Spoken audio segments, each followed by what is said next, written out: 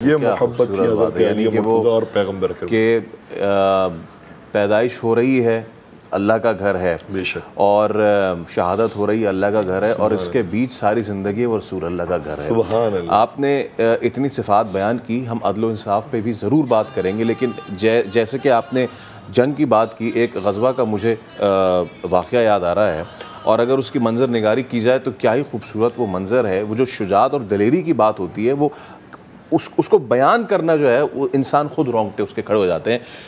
اس وقت کا کفار کا جو لشکر تھا، اس کا سب سے مضبوط آدمی تھا، کہا یہ جاتا تھا کہ وہ 100 آدمیوں کے برابر کی تلوار چلاتا تھا۔ حضرت علی کی عمر اس وقت 26 سال تھی، اس کی 80 سے 90 سال تھی، لیکن اس نے آ کے جب للکارا ہے، سامنے مسلمانوں کے قافلے سے کوئی کھڑا نہیں ہو رہا سوائے کس کے؟ حضرت علی مرتضیٰ۔ پہلی مرتبہ کھڑے ہوئے رسول نے بٹھا دیا، دوسری مرتبہ کھڑے ہوئے رسول نے بٹھا دیا، تیسری مرتبہ جب کھڑے ہوئے پھر رسول نے اجازت دی کہ جاؤ۔ اس کے بعد بھی انہوں نے، حضرت علی نے 3 شرائط دی۔ پہلی کہ قبول کر لو اسلام، بے شک، منع کر دیا۔ دوسرا چلے جاؤ، اور پھر تیسرا میرے ہاتھوں شہید ہو جاؤ۔ پھر وہ جس کو کہتے ہیں کہ علی کے ہاتھوں مارا اٹھتا نہیں ہے، وہ شخص کہ جو 100 آدمیوں کے برابر تلوار چلاتا ہو، شجاعت اتنی کہ ایک ہی وار میں علی کا مارا اٹھ نہیں سکتا، سبحان اللہ، اٹھ نہیں سکتا۔ میں چاہوں گا کہ جو دلیری اور شجاعت ہے، اس پہ ذرا تھوڑی سی گفتگو۔ دیکھیں، حضرت ابن ابی الحدید معتزلی اہل سنت عالم دین ہے، اور یہ خوبصورت بات ہوتی تھی، اور آج بھی انشاءاللہ یہ اتفاق اتحاد کی فضا دوبارہ سے پروردگار قائم و دائم فرمائے۔ انہوں نے شرح نہج البلاغہ میں لکھا ہے، اچھا، نہج البلاغہ شیعہ عالم دین کی کتاب ہے، سید رضی نے وہ کتاب لکھی ہے، لیکن اس کے اوپر شرح لکھی اہل سنت عالم دین نے۔ یہی تو اسلام، یہی محبت چاہیے، یہی محبت۔ ابن ابی الحدید معتزلی کہتے ہیں کہ علی مرتضیٰ کی شجاعت روز روشن کی طرح واضح ہے۔ میں کیا بیان کروں سورج کی صفات کو؟ کہتے ہیں علی مرتضیٰ کی شجاعت کے لیے اتنا کافی ہوتا تھا کہ علی مرتضیٰ کے مقابلے پر کھڑے ہو کر مقابلہ کرنا، یہ تو شجاعت کسی کے اندر تھی ہی نہیں۔ اگر کوئی علی مرتضیٰ کے ہاتھوں مارا جاتا تھا تو اس کے وارثین فخر کرتے تھے کہ ہمارے یہاں کوئی مارا گیا ہے تو علی کے ہاتھوں مارا گیا، کوئی چھوٹے موٹے شجاع کے ہاتھوں میں نہیں مارا گیا ہے، حضرت علی مرتضیٰ کے ہاتھوں مارا گیا۔ تو اتنی شجاعت زیادہ تھی کہ لوگ فخر کرتے تھے کہ آئیں تو ان کے ہاتھوں اگر مارے جائے تو ہمارے خاندان کے لیے بھی کوئی فخر ہو جائے۔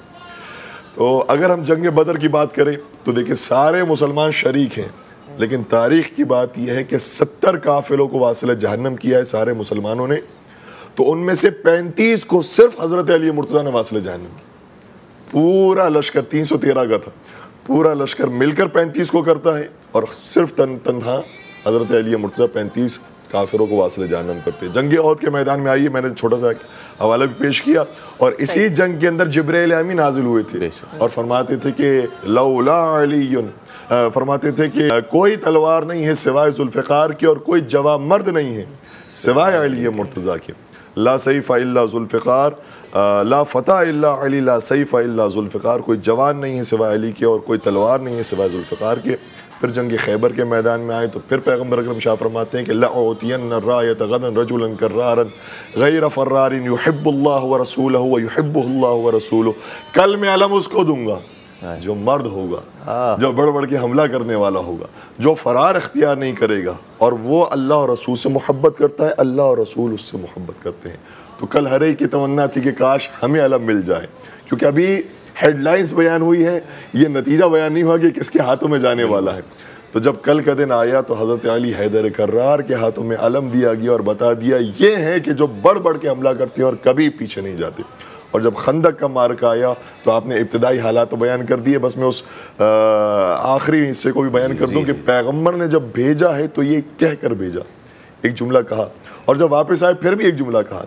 جب جا رہے تھے تو یہ فرمایا تھا کہ برز الایمان کلہ الی الکفر کلہ، آج میں کل ایمان کو بھیج رہا ہوں کل کفر کے مقابلے۔ کیا بات ہے، اگر علی نہ ہو تو ایمان ختم ہو جائے، اسلام کی بنیادیں ہل جائیں، اور اگر اس کے مقابلے پر کوئی نہ جائے تو کل کفر غالب آ جائے۔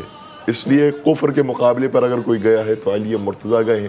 اور جب عمر بن عبدود کا سر لے کر آئے تھے تو پھر یہ فرمایا تھا میرے رسول نے کہ ضربت علی یوم الخندق افضل من عبادت الثقلین، علی کی ایک ضربت ثقلین کی عبادت سے افضل۔ کیا بات، جس کی ایک ضربت کا یہ عالم ہوگا، اس کی زندگی کی ساری ضربتوں کا اور عبادتوں کا کیا عالم ہوگا۔